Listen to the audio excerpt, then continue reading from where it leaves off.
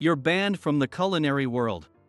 Not long ago, I was celebrated as a young prodigy chef who achieved 3 Michelin stars faster than anyone in history. But now, I'm living a life of downfall due to false accusations. I never intended to step into a kitchen again, but I couldn't ignore the SOS from the beautiful manager I met at the inn, pleading, "Please, help us." So here I was, back in the kitchen once again. Little did I know that this decision would set my halted fate back into motion. My name is Alex Brown. In my early 30s, I won a top prize in an international cooking contest and was hailed as a young genius chef, frequently featured in the media. My cookbooks became bestsellers, I was welcomed as the head chef at a top hotel, and I cooked for VIPs abroad multiple times. After working at the hotel for 3 years, I opened my own restaurant. Naturally, the restaurant thrived and earned Michelin stars. Even after a year, media coverage didn't stop, and I think I became intoxicated with my own talent. However, success often breeds jealousy. The recipe for my new dish, which I was planning to enter into the next competition, was stolen without being realized. Unaware, I submitted the dish to the competition, only to find out that the menu had been unveiled at another restaurant the day before. Despite explaining it was a misunderstanding, I was accused of plagiarism, disqualified from the competition, and my downfall began. The same media that once praised me now relentlessly reported my plagiarism scandal, with reporters swarming my home and restaurant at all hours. Customers stopped coming to my restaurant, and I had to close down all 10 of my branches nationwide. Exhausted and seeking a place where no one knew me, I left my apartment. I decided to head to the place where my great-grandfather grew up. Although my great-grandfather had passed before I was born, I had heard from my grandmother that he was a chef, and I felt a connection to my roots. After a journey of transfers by train and bus, I arrived in Maine. Though it was Maine, it was in the rural part, essentially the countryside. The nostalgic landscape was filled with rice fields and a mix of old and new buildings in the village. Since there were almost no tourists, outsiders stood out. People looked at me curiously, but no one seemed to know who I was. Relieved, I walked through the town and saw an old culinary inn. The building looked old but sturdy and grand. I decided to stay there for a while. Inside, the inn was old but elegant. When I rang the bell at the empty front desk, a woman in a classy dress appeared from behind the curtain. "Sorry to keep you waiting." "Welcome." She greeted me with a smile that was as radiant as a flower. People often compare women to flowers, but she truly embodied that comparison. I was captivated for a moment. "Sir? Is something wrong?" Her words brought me back to reality. "Sorry, do you have a room available starting today?" She probably thought I was strange. My gaze naturally lowered. Then my eyes caught her delicate, fair fingers. Her modestly manicured fingers had no ring. She looked to be in her early 30s. Was she single despite her beauty at this age? My heart started pounding. "How long will you be staying?" Her voice suddenly brought me back to the present. "How long will you be staying?" She repeated the same question. "Sorry, I haven't decided yet," I said. She seemed to understand. Understood. For long-term stays, we settle the bill weekly. Is that acceptable? Of course, that's fine. After settling the bill for the first week, the woman loaded my luggage onto a cart. "Sorry for the late introduction. I am the manager of this inn, my name is Ashley." She led the way and introduced herself. "Nice to meet you, Ashley." When we reached the room, Ashley made coffee for me. Her graceful movements were mesmerizing. I couldn't take my eyes off her. "It makes me nervous when you stare at me like that." With a slightly troubled smile, Ashley served the coffee and sweets. "Sorry, I was captivated by your elegant movements." "Oh, I'm sure you're quite popular with the ladies, Mr. Brown." Ashley chuckled as she placed the coffee on the table. She was probably used to receiving such advances. She brushed it off smoothly. The thought that she might have seen it as a come-on made me feel incredibly embarrassed. Our inn takes pride in its cuisine. We have fresh ingredients and our head chef is very skilled, so please look forward to it. Let us know if you have any food preferences or allergies. With that, Ashley left the room. A few days later. As Ashley had mentioned on the first day, the food at the inn was quite good. This inn is really thriving. Everyone always seems busy, I said to one of the waitresses who came to serve me. It seemed to be frequently used by locals for celebrations and memorial services. She replied, "We've been fortunate to have the support of locals since the previous owner," but then her voice trailed off. The reason was that the head chef had recently changed. Then the waitress quickly excused herself and left. One day, as usual, I had a spa all to myself and was thinking, this is bliss. On my way back to my room when I passed some guests who had just finished their meal. The snippets of their conversation caught my attention. It's not bad, but the food's quality has dropped. Well, Kevin's cooking was exceptional. Indeed, the menu is quite repetitive now. It appeared that the former head chef, Kevin, had been highly regarded. And many guests now stayed out of loyalty despite feeling the current chef's cooking wasn't up to par. Even though I intended to leave the culinary world behind, such comments piqued my curiosity about the previous chef's cooking. The former head chef, huh? My murmured words made Ashley, who was walking toward me, stop in her tracks. "Oh, Ashley." Seeing her suddenly stop, I called out to Ashley. The former head chef was my father. He passed away a few years ago, and now Robert has taken over. I see. I overheard some guests saying Kevin's cooking was exceptional, so I was curious about what kind of food your father made. Ashley blinked a few times. Are you interested in cooking, Mr. Brown? No, I'm more of a specialist in eating. I dodged the question casually. If it got out that I could cook, it might lead to more trouble.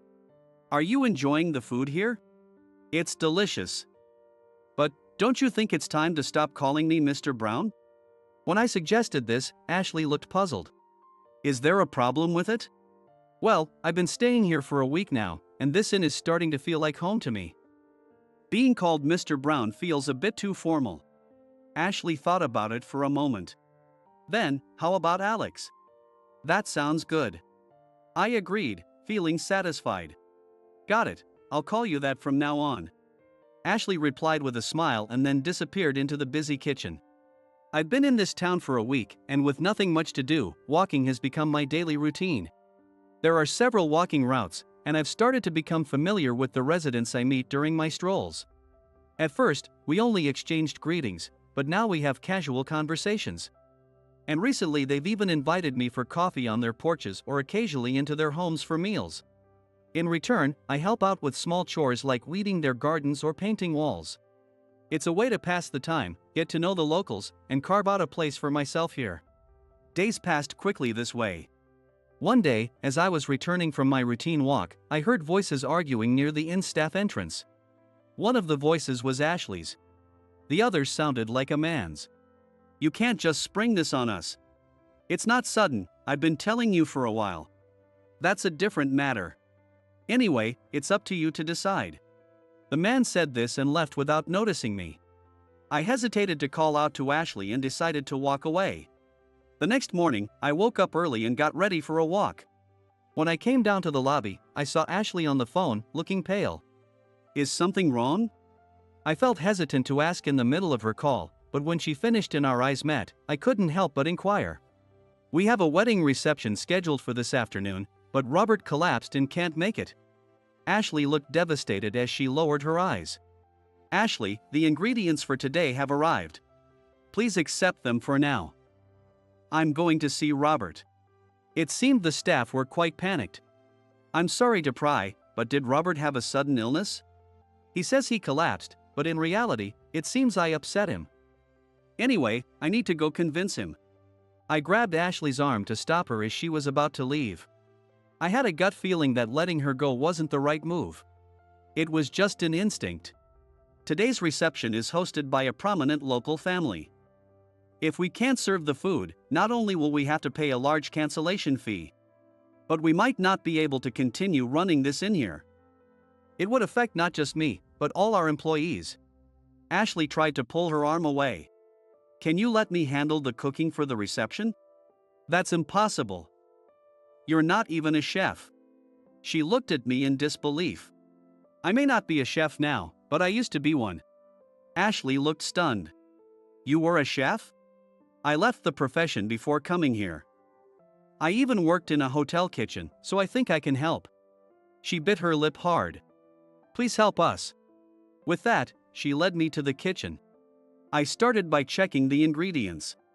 Although my specialty isn't the local cuisine of this region, as a professional, I have a good grasp of various culinary styles. I excel at creating fusion dishes that combine with local foods. Leave it to me. As I looked over the ingredients, I began giving directions to the kitchen staff. At first, they seemed bewildered that a mere guest was taking charge, but Ashley's words, "Everyone, follow Alex's instructions," got them moving. We didn't have much time before the reception. I checked what was missing, gathered what we needed, and proceeded to cook the dishes in the order they would be served. That's amazing. Who is that guy? I don't really know what his title is. I could hear the surprised voices of the staff and Ashley talking about me. But this was not the time for that. I was driven solely by the desire to help Ashley. The preparations went smoothly, and the reception started as planned. In both the kitchen and the dining area, everyone was running around like a storm. I kept cooking, wiping the sweat from my forehead.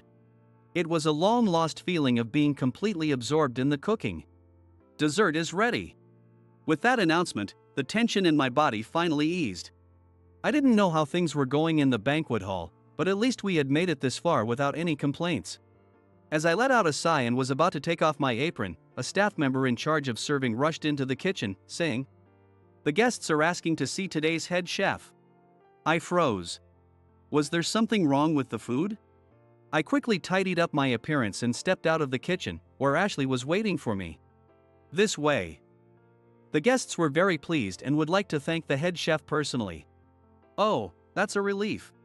I felt all the tension leave my body. I smiled and faced the man who was the host of today's event, a prominent local figure. "The food today was excellent. Are you the new head chef here?" I recognized the elderly man. He was the chairman of a leading construction machinery manufacturer, known even outside the industry. His nephew had recently made his debut in politics. No wonder Ashley was so desperate. They were a well-known family in this rural area. I had met him once at a VIP party when I was working in a hotel kitchen. It was just a brief greeting a few years ago, so he probably didn't remember me. "I'm honored by your compliments." "Well, really, this is the second time I've had such delicious food. The first was at a party a few years ago. Today was an important occasion to celebrate my nephew's wedding locally." "Thank you for the wonderful meal." Mr. Johnson joyfully grabbed my hand and shook it vigorously. His genuine words stirred something within me. "When your father ran this place, we often used it. After his unfortunate passing, I heard the inn was struggling, but with a chef like you, it should be fine. I'll definitely come back for a meal privately." He then turned to Ashley, looking very satisfied. "Thank you. It's an honor to be a part of the memorable wedding reception for your nephew." With that, the reception ended smoothly, and Ashley and I, along with the other staff, saw the guests off. "Thank you so much for today. Thanks to you, we were able to keep the inn from closing." Ashley appreciated me deeply. "I'm just glad I could help." Still, I was surprised. "I didn't know you were the chef of a Michelin 3 stars restaurant." "I'm a former chef. I'm not in the business anymore." Ashley looked down, seemingly lost in thought. "What's wrong?" She started speaking hesitantly, avoiding eye contact. "I saw you in the kitchen, Alex, and you looked so alive, so happy. It was clear how much you love cooking." "Oh, thank you." Not knowing how to respond, I could only say that before Ashley said goodnight and quickly left. The next day, having returned from tentative head chef to just a guest, I spent the day leisurely, as if yesterday had been a dream. I had a spa again, and after a refreshing soak, I returned to my room to find Ashley preparing dinner. "Thank you so much for yesterday." "Not at all. It was a great experience for me to manage the kitchen and receive such appreciation from the guests after so long." "So, is Robert coming back?" Ashley paused for a moment. "I still haven't been able to contact Robert. But the menu for the guests' meals is planned out for the next month, so we should be fine." It seemed she thought I was worried about my own meals. "What about events like banquets or dinner parties, like yesterday?" Ashley's face clouded over. "If Robert doesn't come back, would it be alright if I filled in?" Ashley looked up quickly at my suggestion. "If it's not too much trouble for you." "No, really, I'm happy to help if I can. Her happiness was so evident that it made me a little embarrassed. If you could help out at the inn, Alex, it would be wonderful. I thought it might be presumptuous of me to offer, so I was hesitant to bring it up. Me too. I wanted to ask, but I thought it would be too forward, so I didn't say anything. We both looked at each other and laughed. It felt good to be relied upon by Ashley. As I enjoyed the last bit of hospitality as a guest, I watched Ashley smile. Just as we were talking, another attendant arrived. Ashley, there's an urgent call for you. I'll be right there. Please take over for me. Ashley stood up, entrusted my service to the attendant, and left. Seems like things are busy. After yesterday, Mr. Johnson, the guest from yesterday, praised our inn's cuisine highly. We've been getting several inquiries from afar about hosting meals and banquets here. The front desk staff are thrilled but overwhelmed. It appeared the staff were unaware of Robert's absence. I decided to keep quiet about it. More importantly, it looked like things were going to get busier. That night, I went to bed thinking about new menu ideas. I realized I loved cooking more than I thought. The next day, I was welcomed into the kitchen by the staff. The following days were a whirlwind. I juggled a packed schedule, and even after the day ended, I stayed in the kitchen, coming up with new dishes. Initially, most guests came through Mr. Johnson's connections, but gradually, word spread via social media and reviews. Amidst the hectic days, the inn became famous, and Ashley was featured in the media as the beautiful manager. Many requests for interviews as the head chef came in, but I declined them all. If my face got out, my past would be dug up, and it would lead to sensational reporting again. That could bring trouble to the inn that was just starting to thrive. I wanted to remain behind the scenes, supporting Ashley. Ashley, not being very media savvy herself, generally declined interviews and stepped in for me when necessary. I built good relationships with the staff and grew closer to Ashley, finding my place here. Alex, you finally have a day off tomorrow. We had planned to go shopping together for the first time in 2 weeks. Sorry for not giving you any breaks. It's all right. Working with you is enjoyable, Ashley. I enjoy working with you too, but a day off is different, right? There's no event tomorrow, and the assistant manager will handle the guests. So you can take it easy. Seeing Ashley so excited made me feel happy too. The next day, as we were heading to the employee entrance to go out, I saw a familiar man waiting. Did you think you could take over the head chef position so easily? It was Robert, the head chef who had been out of contact. What do you want now? You've been unreachable. Ashley retorted sharply to Robert. You're the one who abandoned your job, and Alex stepped in to help us.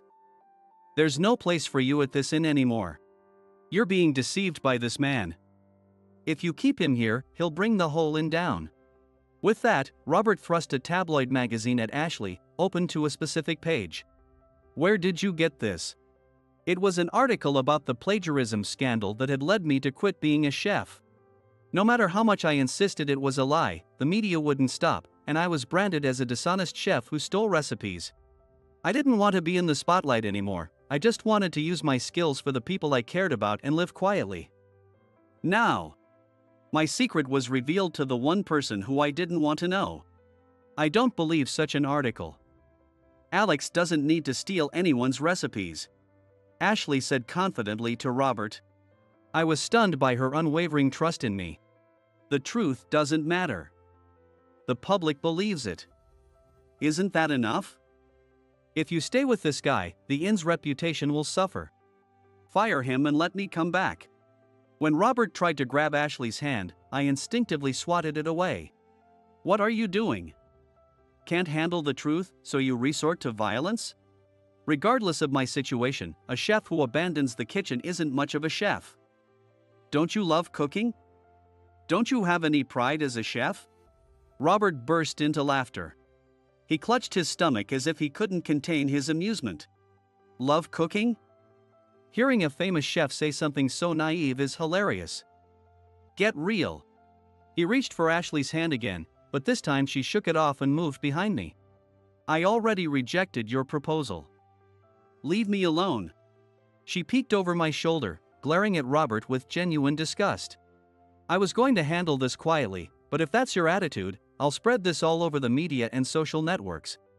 Disgraced chef working as head chef here. You'll be ruined. Go ahead, do as you like. Alex's cooking speaks for itself. Those who appreciate it will know the truth. We won't be defeated by your threats. Ashley responded defiantly, making me laugh. Why are you laughing, Alex? Being with you makes my past seem unimportant. The tense atmosphere suddenly lightened. Sure, spread it all over the media or social media. I'll just keep making food that people love. Let's go, Ashley. Wait, we're not done here. Robert was interrupted by another voice. A lowly chef like you trying to ruin his future?